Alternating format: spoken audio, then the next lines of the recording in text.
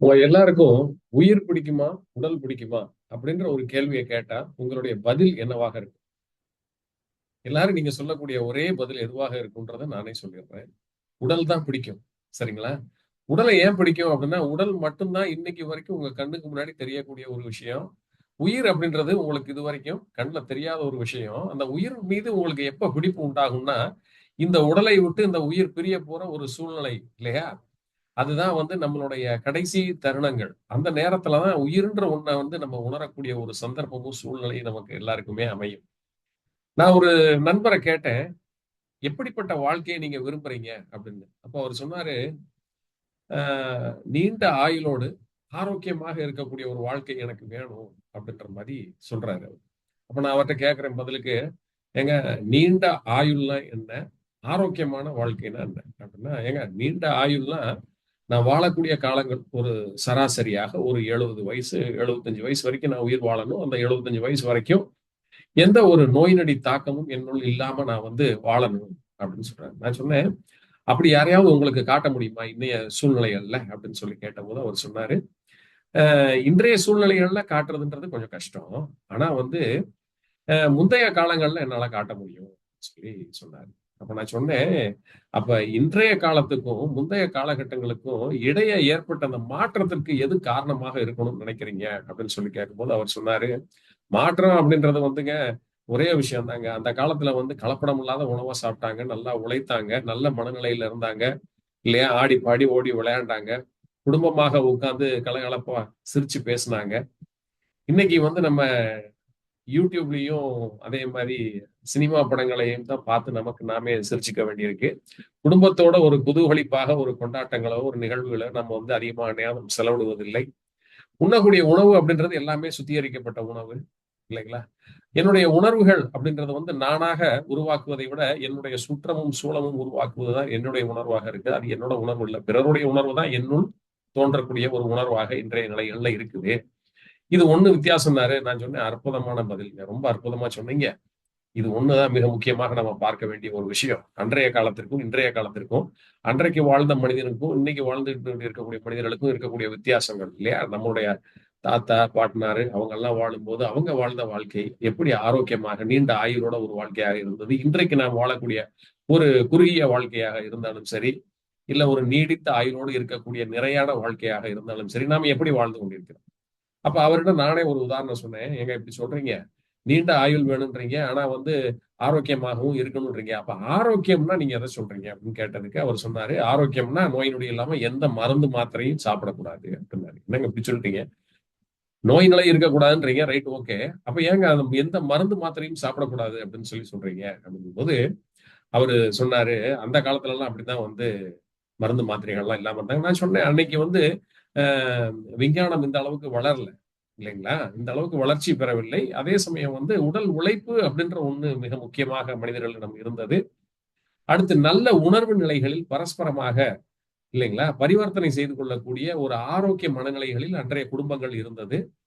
3வதாக பார்த்தீங்க அப்படின்னா, நல்ல உடற்பயிற்சி செய்யக்கூடிய ஒவ்வொரு விஷயத்தையுமே அவர்கள் விரும்பிய இலக்காக, அவர்கள் வாழ்வாதாரத்தை ஈட்டுவதற்கு ஒரு நல்ல முறையான வாழ்க்கையாக அன்று பயனில் வைத்துக் கொண்டிருந்தார்கள். இன்றைக்கு அப்படியா இருக்கு? இல்ல. நம்ம விரும்பி போய் எந்த வேலையும் நம்ம பார்க்கிறது கிடையாது.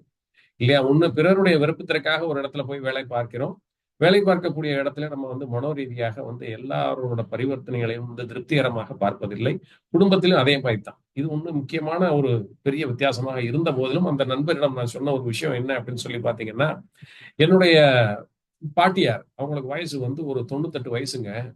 காலையில பார்த்தீங்க அப்படின்னா ஒரு வரிசையா எடுத்து மாத்திரைகளா அடுக்கி வச்சிருப்பாங்க. கிட்டத்தட்ட ஒரு 10, 11 மாத்திரை எடுத்து போட்டுக்கிட்டு இருக்காங்க. அப்ப அவங்க ஆரோக்கியமாக இல்லையா? ஆயுளோடு இல்லையா? இதுக்கு என்ன அர்த்தம்னு நீங்க சொல்றீங்க? அப்படின்னு சொன்னேன். அவர் சொன்னாரு உடனே, "ஆமாங்க, அவங்க ஆரோக்கியமாக இல்ல. ஏன்னா இவ்வளவு மருந்து மாத்திரை சாப்பிடுறாங்க. அப்ப இவ்வளவு மருந்து மாத்திரை சாப்பிடுறதுனால அவங்க ஆரோக்கியமாக இல்லை." நான் சொன்னேன், "அந்த ஆரோக்கியம் நிலைபெற வேண்டும் என்று தானே அந்த மருந்து மாத்திரையை சாப்பிடுறாங்க. 98 வயசு வரைக்கும் இன்னைக்கு உயிரோட இருந்துகிட்டு இருக்காங்க. அப்ப ஏன் அது நமக்கு நடக்க மாட்டேங்குது? 98 வயசு என்னுடைய பாட்டியார் இன்னைக்கும் மருந்து மாத்திரை 10, 11 மருந்து மாத்திரைகளை சாப்பிட்டுக் கொண்டு இன்னைக்கும் ஆரோக்கியமாக இருக்கிறாங்க. காரணம் அன்றைக்கு அவர்கள் உழைத்த உடல் உழைப்பு, அவர்களுடைய மனநிலை இல்லையா? மருந்த எடுக்கும்போது அவங்க இது என்னுடைய ஆரோக்கியத்துக்கு நினைச்சு எடுத்து போட்டுக்கிறாங்க. மிக முக்கிய பதிவாக நான் எல்லாருக்கும் இன்னைக்கு கொடுக்கக்கூடிய ஒரு முக்கியமான ஒரு செய்தி இதுதான். ஆனா இன்றைய சூழ்நிலையில் நமக்குள் வந்து ஏற்பட்டு இருக்கக்கூடிய ஒரு மனநிலை, என் நண்பர் சொன்ன மாதிரி என்ன அப்படின்னு சொல்லி பாத்தீங்கன்னா, என்னுடைய ஆரோக்கிய நிலைகள் கெட்டுவிடக்கூடாதுன்றதுல நான் நான் வந்து உறுதியாக இருக்கிறேன். ஆனா அதற்காக எந்த ஒரு முன்னெச்சரிக்கை நடவடிக்கையோ, இல்லையா, எந்த ஒரு ஆயத்த நடவடிக்கைகளையோ நான் மேற்கொள்வது கிடையாது. இல்லைங்களா? ஆரோக்கியமான உணவை நான் வந்து சரிவிகித உணவாக சரியான வேளைகளில் நான் எடுத்துக்கொள்ள வேண்டும். அது நான் செய்யறது கிடையாது. முறையான உடற்பயிற்சியை நான் வந்து கடைபிடிக்க வேண்டும். அதையும் நான் செய்யறது கிடையாது. இல்லையா? என்னுடைய உணர்வுகளை முறையாக நான் கையாளுவதும் கிடையாது. இல்லைங்களா? இந்த 3 பிரச்சனையுமே வந்து பாத்தீங்கன்னா, நம்ம ஆரோக்கியத்த அப்படியே சிதைச்சிரும். அப்ப அவர்கிட்ட நான் சொல்லும்போது நான் சொன்னேன், இந்த 3யுமே நம்ம இன்னைக்கு செய்யறதில்ல. ஆனா இந்த 3யுமே எங்க பாட்டியார் வந்து அன்னைக்கு செஞ்சாங்க. அதனால வந்து இன்னைக்கு அவங்க ஒரு 10, 11 மாத்திரைய சாப்பிட்டாலும் அவங்க ஆரோக்கியமா தான் இருக்காங்க. அப்ப அவரு சொன்னாரு, "இல்லைங்க சார், அப்படி சொல்ல முடியாது நீங்க. காரணம் என்ன அப்படின்னா, 11 மாத்திரை அவங்க சாப்பிடுறாங்க. எத்தன வருஷமா சாப்பிட்டுட்டு இருக்காங்கன்னா, கடந்த ஒரு 20, 25 வருடங்களாக சாப்பிட்டுக் கொண்டிருக்கிறார்கள்." அப்படின்னு சொல்லும்போது அவர் சொன்னாரு, "எந்த பக்க விளைவும் இல்லையா?" நான் சொன்னேன், "எந்த பக்க விளைவும் இல்லையே அவங்ககிட்ட." அப்படின்னு சொன்னேன். அப்ப இங்க தான் நீங்க மிக முக்கியமாக கவனிக்க வேண்டும். அப்ப பக்க விளைவு, பக்க விளைவுன்ற ஒரு வார்த்தை சொல் இன்னைக்கு வந்து அதிகமாக வலம் வந்து கொண்டிருக்கிறது. இல்லைங்களா? இந்த ஒரு சொல் வந்து மிகப்பெரிய ஒரு அச்சுறுத்தல் சொல்லாக இன்னைக்கு பல, இல்லையா? ஒருத்தர் சிலர் கிடையாது. பலரிடமும் இது வந்து இன்னைக்கு பார்த்தீங்கன்னா, மனதிற்குள் வந்து வலம் வந்து கொண்டிருக்கக்கூடிய ஒரு சொல். இல்லையா? ஆரோக்கிய நிலைகளில் எல்லோரும் எல்லா நேரங்களிலும் ஆரோக்கியமாக இருப்பதில்லை.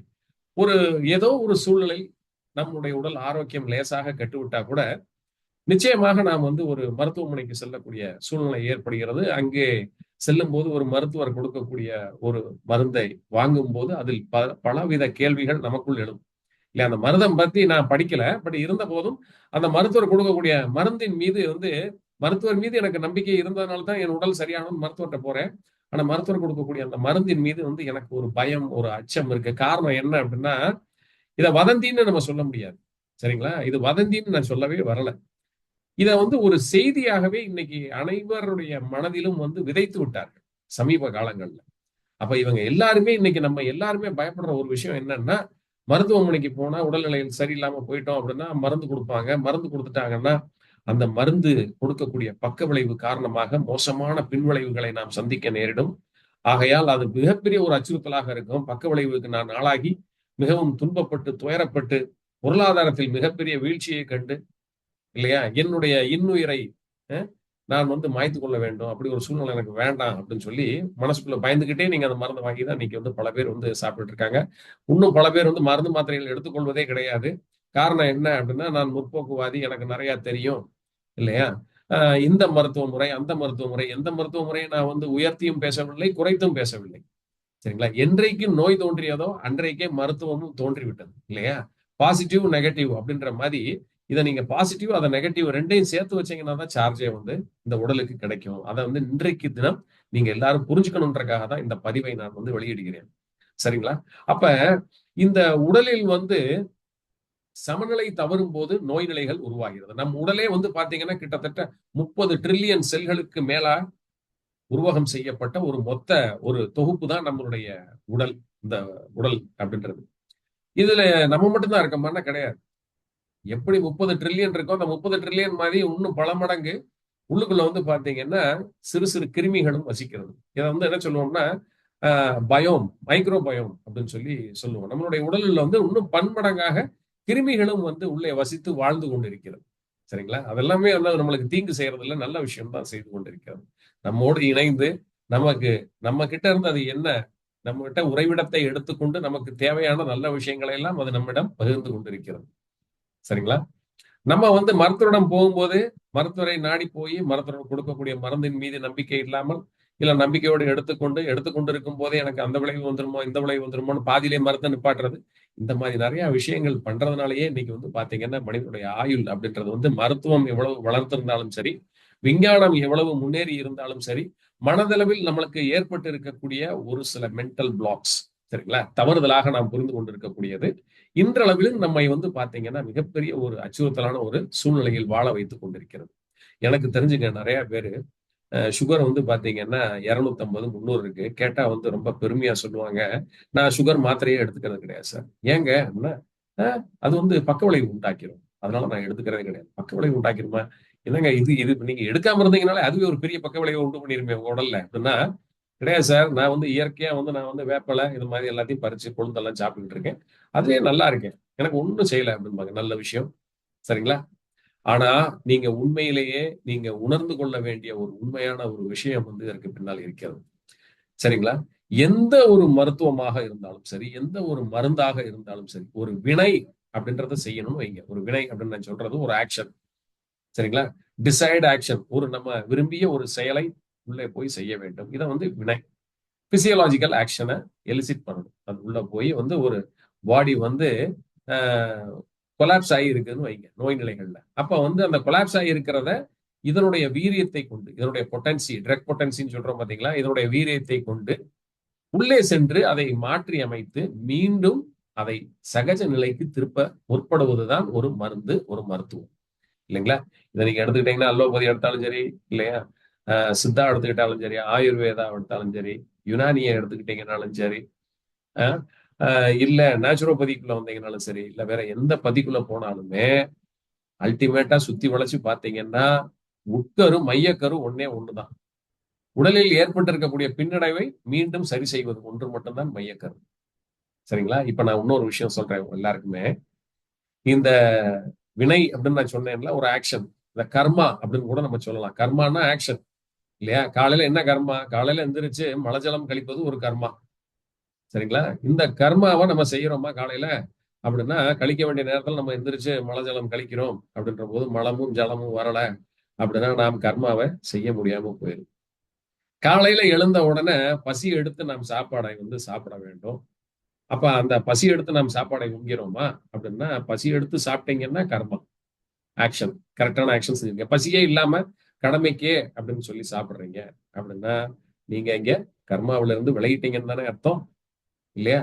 அப்ப கர்மா அப்படின்றது வேற யாரும் உங்களுக்கு செய்யறது இல்லை. நீங்க உங்க உடலுக்கு செய்யக்கூடியதுதான் கர்மா. கர்மான்றது உங்கள் உடலுக்கு, உங்க உயிருக்கும் நீங்கள் செய்யக்கூடிய ஒரு தர்மம். சரிங்களா? இப்ப அடுத்தது பசி எடுத்து சாப்பிடுறீங்க, பசி எடுத்து தண்ணி குடிக்கிறீங்க, எல்லாம் பண்றீங்க. அதே மாதிரி உங்களுக்கு கழிவு நீக்கம் செய்யணும்னு தோணும் போது மலஜலம் கழிக்க நேரிடும். அப்ப காலை, மாலை அப்படின்னு சொல்லி இரு வேளைகளாக நம்ம உடலை நாம் பக்குவப்படுத்தி அதன் பயன்பாட்டிற்குள் நம் பழக்கத்திற்கு கொண்டு வைத்திருக்கிறோம். சரிங்களா? இதெல்லாம் முறையாக ஒரு சுழற்சியில நடக்குது. காலையில விடியல எந்திரிக்கிறோம், வேலை செய்கிறோம், பின்பு மீண்டும் மாலையில் சென்று உறங்குகிறோம். இது மாதிரி பல விஷயங்கள் நம்ம நம்மளுடைய அன்றாட வாழ்வில் சுழற்சியில் நாம் பார்த்து கொண்டிருக்கிறோம். இப்ப இதுல மிக முக்கியமாக நாம் சாப்பிடக்கூடிய உணவு இருக்கு பாத்தீங்களா? இந்த உணவு முதல்ல உள்ள போகுது. இந்த உள்ள போகக்கூடிய இந்த உணவு முதல் நிலைகளில் வாயில நல்லா போட்டு நல்லா மென்னு சாப்பிட்டு முழுங்குறோம். வயிற்றுக்குள்ள போய் இரைப்பையில நல்லா அரைச்சு கிரைண்டர்ல இல்லையா? அதோட நிறைய நொதிகள், என்சைம்ஸ் எல்லாமே சேர்ந்து உண்ணும். அதை மேலும் சின்ன சின்ன துகள்களாக மாற்றி சிறுகுடலுக்கு சென்று அங்கிருந்து உரியப்பெற்று ரத்தத்தில் கலந்து, ரத்தத்தில் கலந்த பிறகு மீண்டும் செல்களுக்குள்ள செல்லணும். சரிங்களா? நீங்க சாப்பிட்டா பத்தாது. உங்க செல்லு சாப்பிடணும். ஒவ்வொரு செல்லும் சாப்பிடணும். அப்ப நீங்க எவ்வளவு நாள் நீங்க சாப்பிடுவீங்க? ருசிக்காக நீங்க சாப்பிடுவீங்க. உங்க செல் அப்படி ருசி எல்லாம் பார்க்காதுங்க. உங்க செல்லு பார்க்கக்கூடியது என்ன தெரியுமா பார்க்கும்? மேக்ரோ நியூட்ரியன்ஸ், மைக்ரோ நியூட்ரியன்ஸ் நம்ம சொல்லக்கூடிய இந்த கார்போஹைட்ரேட், மேக்ரோ நியூட்ரியன்ட்ல வரக்கூடியது 3. அதாவது கார்போஹைட்ரேட், மாவு பொருட்கள். அடுத்ததாக பார்த்தீங்கன்னா புரதம். 3வதாக பார்த்தீங்கன்னா கொழுப்பு. அடுத்து இந்த மைக்ரோ நியூட்ரியன்ஸ் நம்ம சொல்றதுல பாத்தீங்கன்னா விட்டமின்ஸ் அண்ட் மினரல்ஸ் அப்படின்னு சொல்லுவோம். இந்த 2மே. இது எல்லாமே நாம் உண்ணக்கூடிய உணவில் இருக்குமே ஆனால் இது போஷாக்கான ஒரு உணவு. நம் உடலுக்கு தேவையான ஒரு சரிவிகித உணவு அப்படின்னு சொல்லுவோம். இதெல்லாம் அளந்து பார்த்து நம்ம போட்டு சாப்பிட முடியாது. அப்ப காலையில் நம்ம எடுத்துக்கூடிய, மாலையில் எடுத்துக்கக்கூடியது, மதியம் எடுத்துக்கக்கூடிய உணவுகள் அதிகமாக காய்கறிகள் இதெல்லாம் இருக்கும்போது வைட்டமின், அதில் மினரல்ஸ் இதெல்லாம் கிடைக்கும். அரிசி, கோதுமை இந்த மாதிரி ஐட்டத்துல நீங்க எல்லாம் பெரிய அளவுல நிறைய வச்சு சாப்பிடக்கூடிய இந்த இட்லி, தோசை, சப்பாத்தி இந்த மாதிரி ஐட்டங்கள்ல மாவுச்சத்து அதிகமாக இருக்கு. அடுத்து இந்த கொழுப்பு அப்படின்னு நம்ம சொல்லக்கூடியது நீங்க சமையலுக்கு பயன்படுத்தக்கூடிய எண்ணெய் இருக்கு பாத்தீங்களா? அதுவும் ஒரு கொழுப்பு தான். இதையும் தாண்டி நீங்கள் சாப்பிடக்கூடிய உணவு மிகவும் முக்கியமாக மாமிச உணவாக இருக்கும் பட்சத்துல அதன் மூலியமாக கிடைக்கக்கூடிய அனிமல் ஃபேட்டு, அதே மாதிரி பிளான்ட் ஃபேட்டு அப்படின்னு சொல்லி சொல்லுவோம். பிளான்ட்ஸ்ல இருந்து கிடைக்கக்கூடியது ரொம்ப கம்மி தான். அனிமல்ஸ்ல இருந்து வரக்கூடிய அதுவும் பிளான்ட்ஸ்ல பாத்தீங்கன்னா ஃப்ரூட்ஸ்ல அவகாடோ இந்த மாதிரி இதுல கொழுப்பு சத்து நிறைய இருக்கும். ஈஸியா கிடைக்கும். உடலுக்கு தேவையான அளவு நல்ல கொழுப்பு கிடைக்கும். அப்ப இது 3யுமே நீங்க சாப்பிட்ட பிறகு இது செறியூட்டுதல் ஆகும்போது இது உள்ள எப்படி போகும்? கார்போஹைட்ரேட் வந்து குளுக்கோஸா போகும், புரோட்டீன் வந்து அமினோ ஆசிட்ஸாக போகும் இல்லையா? ஃபேட் வந்து ஃபேட்டி ஆசிட்ஸ் அண்ட் கிளிசரால்ஸ் சொல்லுவாங்க, உடைக்கப்பட்டு இப்படித்தான் உள்ள போகும் மாற்றம் பெற்று. இது போனதுக்கு அப்புறம் உள்ள போய் பாத்தீங்கன்னா அப்படியே சுத்திக்கிட்டே இருக்கும். லிவர் வழியா போகணும், அதுல குவாலிட்டி கண்ட்ரோல் டெஸ்ட்ல பாஸ் பண்ணணும். பாஸ் பண்ணதுக்கு அப்புறம் லிவர் அலோவ் பண்றதை மட்டும்தான் வந்து என்ன ஆகும், ஒவ்வொரு செல்லும் சாப்பிட முடியும். இங்க நீங்களும் நானும் நினைச்ச மாதிரி இல்லையா, நினைச்ச இடத்துல கடையில கிடைக்கக்கூடிய பேக்டு ஃபுட்ஸ், ப்ராசன் ஃபுட்ஸ் இல்லையா, ப்ராசஸ்டு ஃபுட்ஸ், ரீஃபைன்டு ஃபுட்ஸ், இதை எல்லாத்தையும் நீங்களும் நானும் நினைச்ச மாதிரி டக்குன்னு ஒரு கவரை பிச்சு சாப்பிட்டுட்டு போறது கிடையாது. லிவர் அப்படின்னு சொல்லக்கூடிய உங்களுடைய கல்லீரல் வந்து எதை சாப்பிடணும் இந்த செல்கள் அப்படின்றத முடிவு செய்து அதனுடைய குவாலிட்டி கண்ட்ரோல் டெஸ்ட்ல பாஸ் பண்ற இந்த நியூட்ரியன்ஸ் சொல்லக்கூடிய போஷாக்குகள் மட்டும்தான் ஒவ்வொரு செல்களுக்குள்ளும் சென்று செறியூட்டுதலுக்காக தன்னைத்தானே ஆயத்தப்படுத்திக் கொள்ளும். அப்ப இது வந்து பாத்தீங்கன்னா extra cellular digestion, intra cellular digestion அப்படின்னு சொல்லுவாங்க. ஆயுர்வேதத்துல பிரபாகா விபாகா அப்படின்னு சொல்லி சொல்லுவாங்க. சோ இது முழுமை பெற்றால் மட்டுமே வந்து என்ன ஆகும் அப்படின்னு சொல்லி பாத்தீங்கன்னா, ஒரு ஆரோக்கியம் அப்படின்றது ஒரு மனிதனுள் நிலை பெற முடியும். அப்ப செல்களுக்குள்ள இந்த போஷாக்குகள் போகணும். செல்களுக்குள்ள இந்த போஷாக்குகள் போனதுக்கு அப்புறம் இந்த செல்களுக்குள்ள இந்த போஷாக்குகள் பூரா மீண்டும் இல்லையா உள்ள ஒரு செறியூட்டுதல் நடக்கும். இதை வந்து வளர்ச்சிதை மாற்றம் அப்படின்னு சொல்லுவோம். வளர்ச்சிதை மாற்றம்னா மெட்டபாலிசம் அப்படின்னு சொல்லுவோம். இந்த மெட்டபாலிசம் நடந்து முடிஞ்சதுக்கு அப்புறம் என்ன உண்டாகும்? இப்ப கழிவுகள் உண்டாகும். இது வந்து என்ன சொல்லுவோம், மெட்டபாலிக் பை ப்ராடக்ட்ஸ் அப்படின்னு சொல்லுவோம். இந்த கழிவுகள் நல்ல கழிவா உடலுக்கு, இல்ல தீங்கானதா அப்படின்னீங்கன்னா தீங்கானது. இப்ப இந்த மெட்டபாலிக் பை ப்ராடக்ட்ஸ் என்ன சொல்றோம் அப்படின்னா வேஸ்ட், நைட்ராஜினஸ் வேஸ்ட் ப்ராடக்ட் சொல்லுவோம். நைட்ராஜினஸ் வேஸ்ட் ப்ராடக்ட்ஸ்னா இது தேவையற்றது, உடலில் இருக்கக்கூடாது. அப்ப இது நீக்கம் பெற வேண்டும். இதை நீக்கம் பெறுவதற்கு கடவுளால் படைக்கப்பட்ட உறுப்புகள் தான் நம்மளுடைய கிட்னி இல்லையா? சோ நம்மளுடைய இந்த சிறுநீர் பிரித்தெடுக்கக்கூடிய இந்த சிறுநீர் மண்டலத்தின் முதன்மையான அதிகாரியாக இருக்கக்கூடிய இல்லையா இந்த கிட்னிஸ் வந்து என்ன பண்ணும் அப்படின்னு சொல்லி பாத்தீங்கன்னா, இந்த நைட்ராஜினஸ் வேஸ்ட் ப்ராடக்ட்ஸை கம்ப்ளீட்டா வந்து யூரின் மூலியமாக பிரிச்சு எடுக்கும். அப்ப அதிகமான நைட்ரோஜனஸ் வேஸ்ட் ப்ராடக்ட்ஸ் வந்து உருவாவதற்கு மிக முக்கிய காரணமாக நாம் பார்க்கக்கூடிய ஒரு போஷாக் எது அப்படின்னா புரதம். அதிகமாக புரதம் நீங்க சாப்பிட்டீங்கன்னா அதிகமாக யூரியா, கிரியாட்டினின், யூரிக் ஆசிட் இதெல்லாம் உடைக்கும் போது, புரோட்டீனை உடைக்கும் போது, அமினோ ஆசிட்ஸ் உடையும் போது உருவாகக்கூடியது. இதை உங்க கிட்னி வந்து நல்ல ஆரோக்கியமாக இருக்கும்போது அது எல்லாத்தையும் வெளியில் தரணும். இல்லைன்னா அது உள்ள உங்களுக்கு டாக்ஸின், அது வந்து தேவையற்ற ஒரு நச்சு பொருளாக உருவாகிடுச்சு. இப்போ உங்களோட ரத்தத்துல யூரியா கூடிருச்சு, இல்ல கிரியாட்டினின் கூடிருச்சு இல்லைங்களா? அப்ப இதை வந்து கிட்னி வந்து ஃபங்க்ஷன் பண்ணி வெளியில தள்ள முடியல. கிட்னியால தள்ள முடியாதனாலதான் யூரியாவும் கிரியாட்டினும் உங்க ரத்தத்துல கூடிருச்சு. கிரியாட்டினின் கூடின உடனே உங்களுக்கு வந்து initial stage acute renal failure, இல்லைன்னா ஆரம்ப நிலையில அறிகுறியாக தெரிகிறது. அடுத்து உங்க ஜிஎஃப்ஆர் எடுத்துட்டு வாங்க, கிளாமருலார் ஃபில்ட்ரேட் ரேட் என்ன இருக்குன்னு பார்க்கணும். அப்ப 100க்கும் கீழே கம்மியாகுது, கொஞ்சம் வந்து காஷன் பண்ணணும். அப்ப வந்து மருத்துவ சிகிச்சை எல்லாம் எடுத்துக்கணும் அப்படின்னு சொல்லி நம்ம மருத்துவத்துக்கு நம்மளை ஆளாக்கும் போது நம்ம வந்து அந்த நேரங்கள்ல போய் நம்மை நாமே ஆயத்தப்படுத்திக் கொண்டு சரின்னு அந்த நேரத்துல போய் மாத்திரையை எடுத்துக்குவோம். ஏன்னா அது வந்து உயிர் போகக்கூடிய ஒரு சூழ்நிலை, வேற வழி கிடையாது, எடுத்துக்கிறோம்.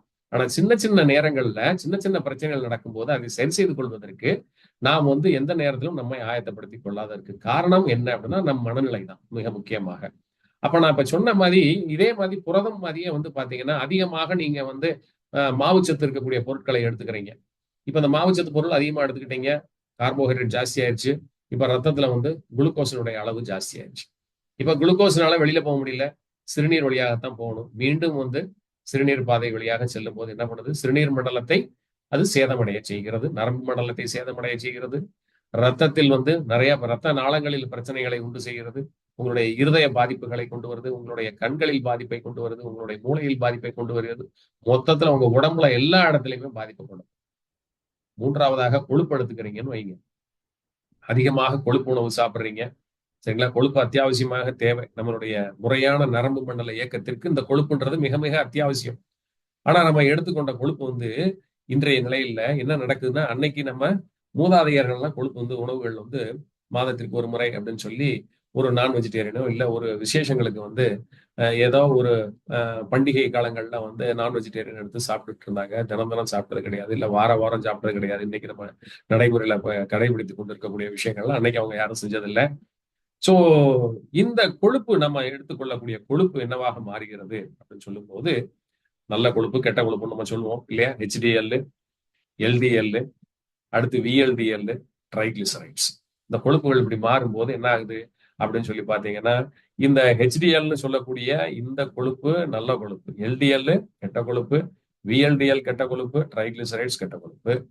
இவை எதுவுமே முறையாக இயக்கம் பெற்று உங்களுடைய எலும்பு மஞ்சைகளில் சென்று இது தேக்கம் பெற வேண்டும். அப்ப எலும்பு மஞ்சையில எப்படி தேக்கம் வரணுது அப்படின்னு சொல்லி பார்த்தீங்கன்னா, எதுக்கு தேக்கம் வரணும் அப்படின்னா, ஒரு ஆரோக்கிய நிலைகளில் உங்களுடைய எலும்பு மஞ்சையில் சென்று, இந்த எலும்பு மஞ்சை எடுத்தீங்கன்னா red bone marrow and yellow marrow அப்படின்னு சொல்லுவாங்க. சரிங்களா? மஞ்சள் மஞ்சை, சிகப்பு மஞ்சை. சிகப்பு மஞ்சையில இருந்து பாத்தீங்கன்னா உங்களுடைய ரத்த செல்கள் எல்லாம் உற்பத்தி ஆகும். உங்களுடைய ஆர்பிசின்னு சொல்லக்கூடிய சிகப்பணுக்கள் எல்லாம் உற்பத்தி ஆகக்கூடிய அந்த இடம். அதிகமாக உடல்ல சுரக்கக்கூடிய இந்த கொழுப்புகள் பூராமே வந்து பாத்தீங்கன்னா நம்மளுடைய பெரிய எலும்புகளில் சென்று உள்ளே சென்று சேமிப்பதை போல் உள்ளே சென்று தங்கிவிடும். மஞ்சை அப்படின்னு சொல்றது இது ரொம்ப முக்கிய பங்குகள் இதுக்கு உண்டு. நம்மளுடைய எதிர்ப்பு சக்தியில இருந்து பிற வேலைகளுக்கும் இது ரொம்ப ரொம்ப அவசியம் தேவை. சரிங்களா? சோ இத்தகைய ஒரு சூழ்நிலை இருக்கும்போது நாம் முறையாக இந்த உணவுகளை நாம் எடுத்துக்கொள்ள நாம் நம்மை தயார்படுத்திக்கணும். சரிங்களா? அப்ப இப்ப இவ்வளவு விஷயமும் நான் வந்து நடக்கக்கூடிய நம் உணவிலிருந்து நமக்கு கிடைக்க வேண்டிய போஷாக்குகள் எவ்வாறு வந்து வினைபுரிந்து என்னென்ன மாதிரி மாற்றங்கள் உருமாறி இல்லையா உடலில் வந்து நமக்கு நல்லதை இல்ல கெட்டதை செய்ய போகிறதா அப்படின்ற ஒரு கேள்வியை இப்ப முன்வைக்கிறேன். சரிங்களா? இவை எல்லாம் முறையாக இயக்கம் பெற்று உடலில் கலந்து முறையாக வெளியேற்றம் ஆச்சு அப்படின்னா நீங்க ஆரோக்கியமாக இருக்கிறீங்க. இவை எல்லாம் உடம்புக்குள்ள தேங்கி வெளியில போக முடியாம உள்ளே நின்றுச்சு அப்படின்னா நீங்க நோயாளி. இப்ப நான் கேட்கிற ஒரே கேள்வி, நீங்க சாப்பிட்டீங்கல்ல சாப்பாடு, இப்ப இந்த உணவில் இருந்து வந்த நஞ்சா இல்ல வெளியில இருந்து இந்த நஞ்சு வந்து நீங்க எடுத்துக்கொண்ட சிகிச்சையின் மூலியமாக உங்களுக்கு கிடைத்த நஞ்சா? இது நீங்க வந்து இவ்வளவு தூரம் பயப்படுறீங்களே, இன்னைக்கு வந்து எனக்கு சுகர் வந்துருச்சு இல்லையா, எனக்கு ரீனல் ஃபெயிலியர் வந்துருச்சு, எனக்கு கொலஸ்ட்ரால் வந்துருச்சு, ஆனா எனக்கு மருந்து மாத்திரைகள் எடுத்துக்கொண்டு மருத்துவரிடம் செல்வதற்கு பயமாக இருக்கிறது அப்படின்னு ஆயுள தொலைச்சவங்க நிறைய பேர். அதுக்காக தான் இன்றைக்கு இந்த பதிவை நான் வந்து உங்கள்ட்ட எல்லாத்தையுமே என்ன சொல்லிக்கிட்டு இருக்கேன், ஒரு விழிப்புணர்வு பதிவா. அப்ப எப்ப நீங்க வந்து முறைகேடான ஒரு உணவு பழக்க வளத்திற்குள் சென்று இல்லையா, முறையான உடற்பயிற்சி இல்லாமல் முறையான ஆரோக்கியமான மனநிலைகளில் பிறரோடு பரஸ்பரமாக ஒரு உறவை பரிவர்த்தனை செய்து கொள்ளாமல் உடலாலும் உள்ளத்தாலும் இல்லையா எந்நேரமும் ஸ்ட்ரெஸ் அப்படின்னு சொல்லக்கூடிய அச்சுறுத்தலான ஒரு அழுத்தத்தோடு மனதில் மற்றும் உடலில் நீங்கள் இந்த அழுத்தத்தின் காரணமாக நீங்கள் ஏற்படுத்திய விளைவுகளின் காரணமாக உண்டான நோய்கள் இவை. சரிங்களா? இதுக்கு யார் பொறுப்பு? நீங்க பொறுப்பா? இல்ல உங்களுக்கு சிகிச்சை கொடுக்கக்கூடிய மருத்துவர் பொறுப்பா? இல்ல இந்த இந்த நோயை சரி செய்வதற்காக நாம் எடுத்துக்கொள்ளக்கூடிய மருந்து உள்ள சென்று அது செய்யக்கூடிய பக்க விளைவுகள் இதுக்கு பொறுப்பா? இல்லையா? முதல் நிலைகளில் நீங்கள் ஒரு உடல்நிலையில் ஒரு பின்னடைவை சந்தித்த பிறகுதான் ஒரு மருத்துவத்திற்குள் செல்கிறீர்கள். அப்ப அந்த மருத்துவத்தையும் நீங்க நிராகரிக்கிறீங்கன்னா முறைகேடான ஒரு வாழ்க்கையை நீங்கள் நடத்தியதன் காரணமாக தோன்றிய நோய்க்கு முறையாக மருந்து எடுக்கலன்னா நீங்க வந்து என்ன பண்றீங்க? உங்க உடலுக்கு என்ன கர்மா பண்றீங்களா, தர்மா பண்றீங்களான்னு நீங்க தான் கேட்டுக்கணும் உங்களை. ரொம்ப எளிதாக நான் புரியும்படியா நான் சொல்கிறேன். எந்த உணவாக இருந்தாலும் சரி, செல்கள் வந்து நீங்க பசிச்சு சாப்பிடுறீங்களோ அது மாதிரி செல்களுக்கு தேவை இருந்தால் மட்டும்தான் செல்கள் வந்து அதை எடுத்துக்கொள்ள முடியும். உங்களுடைய லிவர் பாஸ் பண்ணி அனுப்பக்கூடிய உணவுகளை மட்டும்தான் ஒரு சில நேரங்கள்ல உங்களுடைய செல்கள் எடுத்துக்கொள்ள முடியும். நல்ல ஆரோக்கியமாக பசிச்சு சாப்பிடணும் உங்க செல்லு அப்படின்னீங்கன்னா, எப்ப நீங்க பசிச்சு சாப்பிடுறீங்களோ அப்பெல்லாம் உங்க செல்கள் பசிச்சு சாப்பிடுதுன்றத உங்களுடைய மனதில் பதித்து வைத்துக் கொள்ளுங்கள். அப்ப எப்ப உங்க செல்லு பசிச்சு சாப்பிடும்? எப்போ உங்களுக்கு பசிக்கும்? ஏதாவது வேலை பார்த்தீங்கன்னா பசிக்கும். அப்ப வேலை அப்படின்றது என்னது அப்படின்னா, இன்னைக்கு பணி அப்படின்னாலே சுமைன்னு ஆயிடுச்சு. பணி சுமை அப்படின்னு ஆயிடுச்சு. அதனால நீங்க வீட்டு வேலை செய்யறத நான் சொல்ல மாட்டேன். ஆபீஸ் ஒர்க் செய்யறத நான் சொல்ல மாட்டேன். ஆபீஸ்ல நான் மாடிப்படி ஒரு 10 தடவை 20 தடவை ஏறி இறங்குறேன் சார். இதெல்லாம் நான் சொல்லி ஏத்துக்கவே மாட்டேன். சரிங்களா? உடல் அப்படின்ற ஒண்ணு இருந்தா உடலுக்கான பயிற்சி தனியே நீங்கள் செய்தே ஆக வேண்டும். மனம் அப்படின்ற ஒன்று சிறப்பாக நம்முள் இயக்கம் பெற வேண்டும் அப்படின்னு நீங்க நினைச்சீங்கன்னா மனதையும் நீங்கள் தனியாக ஒரு பயிற்சிக்கு உட்படுத்த வேண்டும். இது ரெண்டும் நடந்தா உடலும் மனதும் இணையும் போது நீங்கள் எடுத்துக்கொள்ளக்கூடிய உங்கள் உடல் பின்னடைவுக்கான மருந்து மாத்திரைகள் எதுவும் உங்களுக்கு பக்க விளைவை கொடுக்காது. விளைவை மட்டுமே கொடுக்கும். கூடிய விரைவில் நீங்கள் அந்த மருந்து மாத்திரைகளை விட்டு ஆரோக்கிய நிலைகளில் மீண்டும் வெளிவந்து விடலாம். ஆனா இந்நிலைகளில் நீங்கள் அத்தகைய மருந்து மாத்திரைகளை எடுக்க தவறிவிட்டால் உங்களுடைய உடல் மேலும் சிதலமடைந்து ஒரு பின்னடைவு, மோசமான மீட்டெடுக்க முடியாத ஒரு பின்னடைவிற்குள் சென்று. சரிங்களா? அதனால நான் சொல்லக்கூடிய ஒரே ஒரு விஷயம் என்ன அப்படின்னா, மருந்து மாத்திரைகள் உங்களுடைய மருத்துவரின் ஆலோசனையின் பேரில் அவர்கள் கொடுக்கக்கூடிய மருந்து மாத்திரைகளை எடுத்துக்கொள்ளுங்க. முறையாக அவர்களிடம் சிகிச்சைக்காக நீங்கள் ரெகுலரா போய் ஃபாலோ அப்பும் பண்ணிக்கணும். அந்த ஆனா இது மட்டுமே நிறைவை கொடுக்காது. இது மட்டுமே நிறைவாகாது. நீங்க அப்ப என்ன பண்ணணும் அப்படின்னு சொல்லி பாத்தீங்கன்னா, முறையான உடற்பயிற்சி. சரிங்களா? முறையான உடற்பயிற்சி, முறையான உணவு பழக்க வழக்கங்கள். அடுத்து முறையாக உங்களுடைய உணர்வுகளை பராமரித்தல். இந்த 3 கெட்டு போனதுனாலதான் நீங்க நோய் நிலைக்குள்ள போனீங்க. வேற எங்க இருந்து வரல. நல்லா யோசிச்சு பாருங்க. நான் சொன்ன மாதிரி தப்பும் தவறுமான உணவு பழக்க வழக்கம் இல்லையா? தவறுதலான உடற்பயிற்சி. ஒண்ணு செஞ்சீங்க அப்படின்னா தப்பும் தவறுமான உடற்பயிற்சியை செய்யறது இல்லைங்களா? இல்ல அப்படின்னு சொல்லி பாத்தீங்கன்னா உடற்பயிற்சியே செய்யாம இருக்கிறது. 3வதாக உணர்வு நிலைகள்ல பாத்தீங்கன்னா சொல்லவே வேண்டாம். இன்னைக்கு எந்த அளவுக்கு நாம் எல்லோரும் இருக்கிறோம் அப்படின்றத நம்மை நாமே கேட்டுக்கொள்ள வேண்டும். சோ இந்த 3 விஷயத்தையும் நீங்க சரி பண்ணிட்டீங்கன்னா, நான் சொன்ன மாதிரி சைடு எஃபெக்ட் அப்படின்றது நம்ம சாப்பிடக்கூடிய உணவுலயே இருக்கு. உணவு கழிவுகள் இல்லையா? உணவு கழிவுகள் நான் சொன்ன கிரியாட்டின் என்ன, நான் சொன்ன குளுக்கோஸ் இல்லைங்களா, யூரியா, இது எல்லாமே ரத்தத்துல தங்கிருச்சுன்னா நோய்னு சொல்றோம். இது உணவிலிருந்து உண்டான உணவிலிருந்து கழிவாக தோன்றியது. இது ஒரு பக்கம். இன்னொரு பக்கம் உணவே கழிவாக உள்ள இருக்குது. எது? குளுக்கோஸ். இதை என்ன சொல்லுவாங்க ஆயுர்வேதத்துல அப்படின்னா அம்மா அப்படின்னு சொல்லுவாங்க. AMA அம்மா, உணவு கழிவு தேக்கம். அப்ப இந்த டாக்ஸின்ஸ் அப்படின்னு நம்ம சொல்லுவோம். இது வெளியில ஏற முடியாது. சரிங்களா? நீங்க உடற்பயிற்சி செய்யாம, முறையான உணவு பழக்கம் இல்லாம, முறையான உணர்வுகளை கையாளாம இருந்துட்டீங்கன்னா, இது உங்க கழிவும் வெளியில போறது இல்ல. உங்க உணவு கழிவும் வெளியில போறது கிடையாது. அடுத்ததாக உங்க உடம்புக்குள்ள உங்க செல்களை காட்டிலும் 30 ட்ரில்லியன் செல்களை போன்ற பல மடங்கு இருக்கக்கூடிய நுண்ணுயிரிகள் உள்ள இருக்கு பாத்தீங்களா? நன்மை செய்யக்கூடிய நுண்ணுயிரிகள், அது வெளியேற்றக்கூடிய கிருமிகள். நீங்க உடல்நிலைகளில் பாதிப்படையும் போது சரிங்களா, கிருமிகளை உங்களுடைய எதிர்ப்பு சக்தி செல்கள் சென்று அழித்து அதன் மூலியமாக உண்டாகக்கூடிய அந்த கிருமியின் கழிவுகள் எல்லாத்தையும் உங்களுடைய நிணநீர் ஓட்ட மண்டலம் சுத்திகரிக்க வேண்டும். லிம்பாட்டிக் சிஸ்டம் லிம்பாட்டிக் டிரைனேஜ்னு சொல்லுவோம். அதன் மூலியமாக வெளியேற்றப்பட வேண்டும்.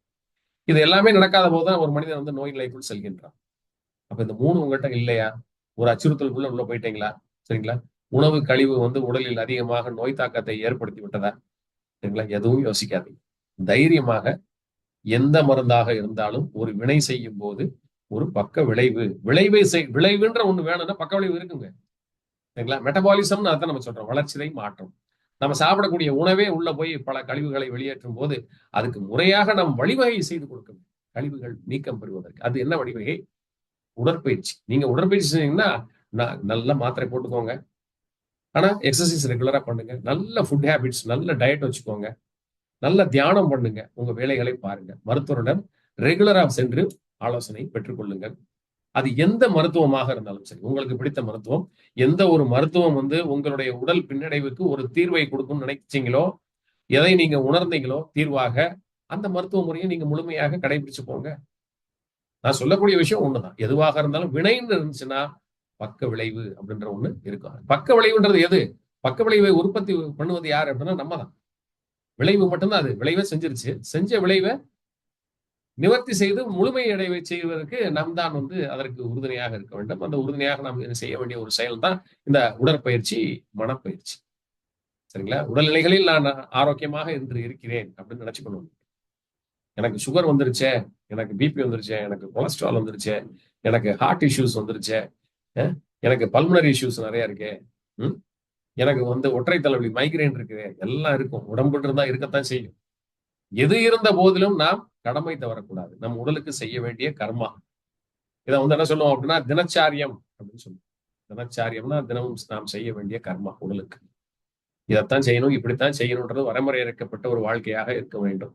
அப்படி இருந்துச்சுன்னா நாம் வாழக்கூடிய வாழ்க்கை அர்த்தமுள்ள ஒரு ஆரோக்கியமான நீண்ட ஆயுளுடன் இருக்கக்கூடிய ஒரு வாழ்க்கையாக இருக்கும். நண்பர் சொன்னியது போல். சரிங்களா? அப்ப எப்ப உணவுகளுக்கே கழிவுகள் உண்டாகுதோ, மருந்து மாத்திரைகளுக்கு கழிவுகள் உண்டாகுமா? ஆகாத. அப்ப நீங்க மருந்து மாத்திரைகளையும் நீங்க எடுத்துக்கிட்டு திரும்பவும் நீங்க அதே தவற செய்யறீங்க. அதாவது உடற்பயிற்சி கிடையாது, உணவு பழக்க மாற்றம் கிடையாது இல்லைங்களா? அடுத்தது வந்து பாத்தீங்கன்னா, முறையாக உணர்வுகளை பராமரிப்பதும் கிடையாது. அப்ப திரும்ப திரும்ப மருத்துவர்ட்ட போறது, மருத்துவர குறை சொல்றது, மருந்தை குறை சொல்வது, பக்க விளைவு வந்துருச்சுன்றது. எதுக்கும் எந்த விளைவும் வராது. இன்னைக்கு நான் சொல்றேன் தைரியமா இருங்க. என்ன என்ன ஒரு சூழ்நிலையில் நீங்கள் இன்று இருந்தாலும் சரி, முதல்ல அந்த மனசுக்குள்ள நீங்க விதைச்சு வச்சிருக்கீங்க பாத்தீங்களா? அந்த பக்க விளைவு அப்படின்ற ஒரே ஒரு டாபிக். அது தூக்கி தூர போட்டுருங்க. பக்க விளைவுன்னு ஒண்ணுமே கிடையாது. தைரியமா இருங்க. நான் சொல்லக்கூடிய விஷயங்கள செஞ்சுட்டீங்கன்னா, பக்க விளைவே கிடையாது.